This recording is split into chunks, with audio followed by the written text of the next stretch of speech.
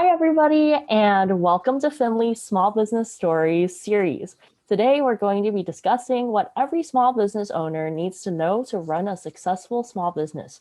We have Lori Shao, founder of VC-backed startup Finley, here with us today. Lori, would you tell us a little bit about yourself? Sure. So I have been in financial services for over 17 years, worked with businesses, small and large, and everything in between, helping them can build out their business and grow their businesses.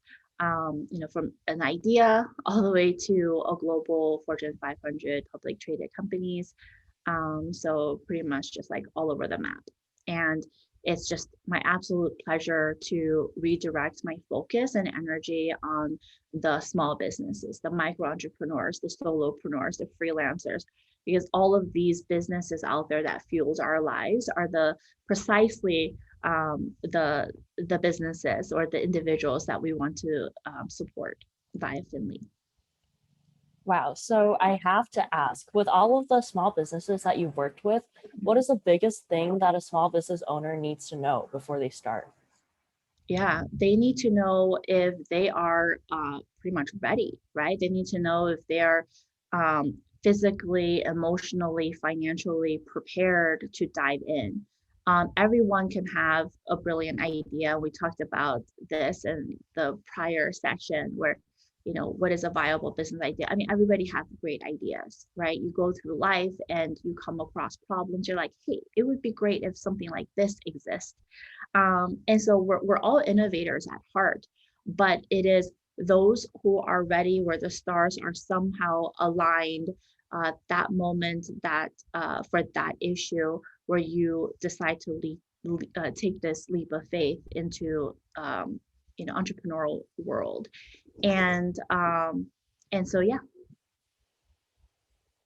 And I think one thing that a lot of people don't mention when they talk about starting a business is having a strong support network. And I know that you have experience in this, so would you mind elaborating a little bit Yeah, about this? absolutely. Because when you are starting out, when you're starting a business, you're building your resourcing, um, you are completely alone. It is a very isolating journey. And what you need to do is surround yourself, one, with like-minded individuals or those who are able to cheer you on in the sidelines. And I think that's particularly important when you yourself is fighting the battle of, can I do this? Am I the right person to do this? Is this the right time to do this? And you find yourself failing, and losing that battle, right? You do need some external forces to say, yes, you can. You are worthy. You can do it. You know what you're doing, kind of, and you just have to keep going, right? And so, without that support network, I think even the strongest of minds, the best of ideas, will falter along the way because it is just really hard. Right. Like that is so important to keep in mind because I know there's a narrative out there. There's a ton of successful self-made entrepreneurs. I'm thinking about the people who like to call themselves this, like Jeff Bezos, Kylie Jenner. I saw a tweet this morning that talked about how business owners should raise $500,000 from families and friends before even thinking about talking to VCs and stuff. But that's just not realistic for the everyday person. Why would your friends and family have that much money for you to start your business? My question is this: what should an entrepreneur consider about their finances before starting their business? Right. I think I think going to friends and family does work for some, but for majority, as you alluded to, Angie, it absolutely doesn't. I mean, for Finley, I certainly didn't go to friends and family for many reasons, right? One, um, your friends and family or your immediate social network may not have the excess capital to let you borrow for this endeavor. And then two, like, do you feel right about it?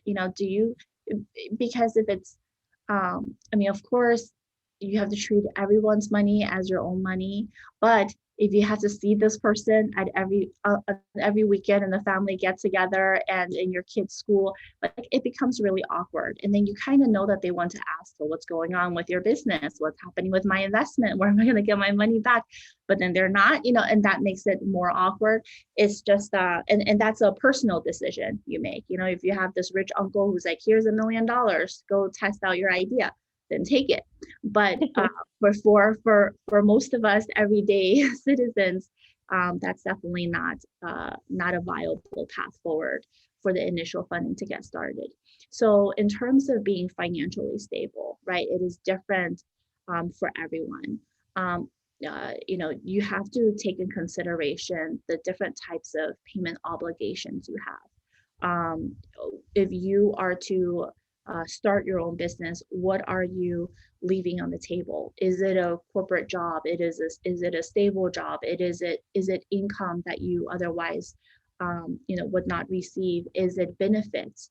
Is it flexible hours? Do you have debt, right? Because there's a lot of credit debt reasons or blockers that's hindering everyday dreamers to go into business themselves. Because if you have a mortgage, if you have student loans, if you have any sort of debt, then you are almost um, handcuffed in a way to pursue anything else uh, that is outside of holding a traditional job where you get steady income, right?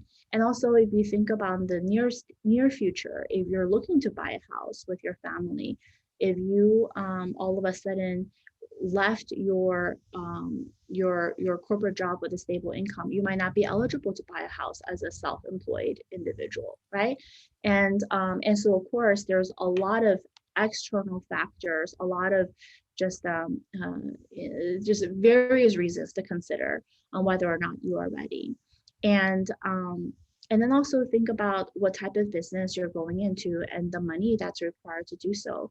For many that we've seen, at least coming through Finley, where they are adapting to the new normal, you actually don't really need a brick and mortar, right, to start your business. And so therefore, uh, does the cost of starting the business all of a sudden diminish in pretty much overnight as you change your business model and shift your audience and change the channel through which you provide your services. So all of these are factors to consider, and they're directly influenced by how much out of pocket capital you need to invest to get started, as well as how much you need to have in the bank in order to feel right about taking this next step. This is really good to know. I feel like talking about financials is almost like a taboo subject, but thinking about this in advance can save you and the people around you a lot of financial hardship in the future. Okay, so Be realistic, right? Be realistic Mhm. about your cash position and be realistic about how much you really need to live comfortably or just to live in Mhm. general. Mhm. So if someone is in the position to start their own business and they're financially stable, they have a strong support system, and they have an incredible idea, what does it take to take this business idea to the next level? So you have motivation there. It is 100% true. You have to be self-motivated. If you find yourself lacking in the network that we mentioned earlier, that's kind of nudging you to the right direction and keeping you there. You have to be self-motivated, because there's just way too many reasons for you to derail. And at the end of the day, it's you in a battle against yourself. Do you survive another day? Do you take it to the next level, or do you go look for a day job, something that is less risky? So, yeah, and there are various things that you can do to make sure that you are motivated, but you also have to make sure that those around you are motivated as well, right? And when you run a business, you need advocates. So outside of those that are motivating you and helping you motivate yourself, you also have to really understand who is your advocate, who is your supporter. The supporters out there is going to be the ones that are cheerleaders on the sidelines. And then the advocates are those that are going to roll up their sleeves to help you, to join your efforts to accomplish what you need to accomplish. And so, so there's the categories of those that finances, right, your business. It could be from your customers, it could be your investors, it could be your bank that's giving you a loan, it could be various third parties that you need to pretty much position your solution and have them feel um, that the problem you're solving for is compelling for them to be cheering you on and rolling up their sleeves to help you get the job done. To motivate your employees or your colleagues and team members is absolutely critical, because you as a woman or man of one can only do so much. And when you have a team and you guys all join forces to accomplish a single mission, then it becomes really powerful, right? And then we talked about how you are your biggest enemy, right? You're your biggest opponent, and your strongest opponent is really that internal voice that's telling you you cannot do it, or why don't you just give up? And you have to be, you have to be strong. You have to be able to um, convince yourself, convince everyone around you on why now, um, and the clear path forward. I know you mentioned in one of our previous episodes that your business needs to be something that you can't stop thinking about, something that you've personally felt the pain points of. But there is a huge difference between having experienced something and being able to sell the solution to that problem. What traits does a person need to practice to get to that point? Yeah. Um, you're a salesperson, regardless if you think you are or not. You can be a technical person, you can be a salesperson, you can be a marketer, you can just, be a basket weaver, and that's your business. But at the end of the day, you are a salesperson, right? You have to sell to all the parties that we mentioned earlier, your customers, your investors, your team members, new hires, on the vision, on why you are, why it's compelling and worth it to be on this winning team, because together you guys are accomplishing great things. You're trying to convince new customers, old customers, that to continue to advocate for your solution. This is all pretty much a sales game, and you are forever going to be the best salesperson of your business, regardless if you believe in it or not. You're selling your dream, you're selling your vision. You have to be a serial salesperson, because you're selling nonstop. You can go and walk your dog and somebody stop you. What do you do? And then you find yourself telling them what you do and trying to get them on your team, whether it's a customer, whether it's an advocate, whether it's a referral, whether it's potential new hire, right?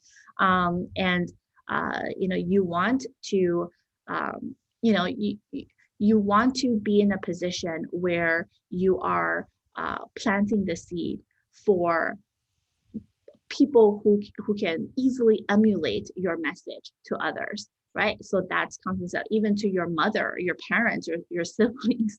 Be like, this is what I do, and this is how you should talk about what I do. So they're all, ambassadors for you and your business and your vision in the market. And then, of course, you have to sell value, um, because we don't have a business. You're not a business owner if you're not solving someone's problem and you're not demonstrating value through your product or service.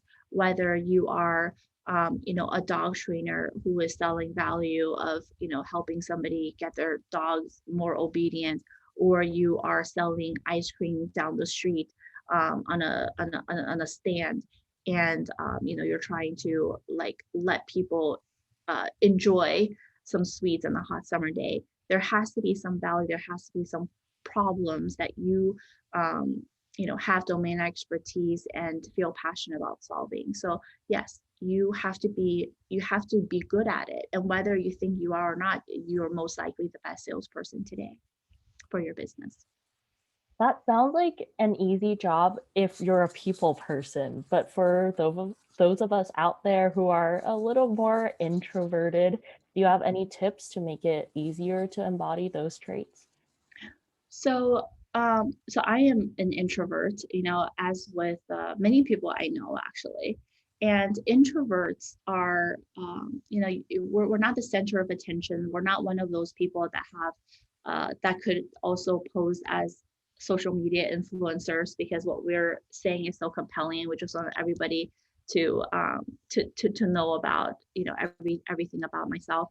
And so then you think about, okay, well, how does that translate you to be a good salesperson, right? How would you be able to lead a team or just your business to the next level and get people, customers and supporters to be on your side? um, that you have to be motivated. You have to remember why you do this. Sometimes that motivation translate to a very compelling message. That sometimes when you hear yourself convey, you're just like, wow, I can't believe that was me, because you're speaking from the heart and you are genuine, and people are not dumb, right? People understand when you're being genuine or not, and they will listen to you more intently when they feel that you are sincere. um, you know, it's so interesting because there are so many times when our investors say, "Hey, you should go do this event or you should do that," and my first response is like, "Okay, I need to go take an acting class or something." Because I just need to muster up that energy, that little ounce of it that's hiding deep within, and try to be outgoing for a split second, and it's really hard. But you know what, that's a part of the game. Sometimes you can be on your 10th sales call of the day, or you are the back-to-back networking events trying to promote your business or sell your products, and you're tired and you're repeating yourself over and over again with the same message, but you have to force yourself to smile and speak as if this is the first time you're saying it ever. And that requires a lot of strength and stamina, right? And sometimes when we're so tired, physically and emotionally, you just have to fake it a little bit. You have to remember that feeling that you exude when you are talking about it for the first time, and you have to replay it in your mind, and you have to just let that shine through, so that again, those who are listening can hear the authenticity in your voice. And that is really hard to do, but for your business, for the greater vision and for the mission to accomplish, like you just go for it. um,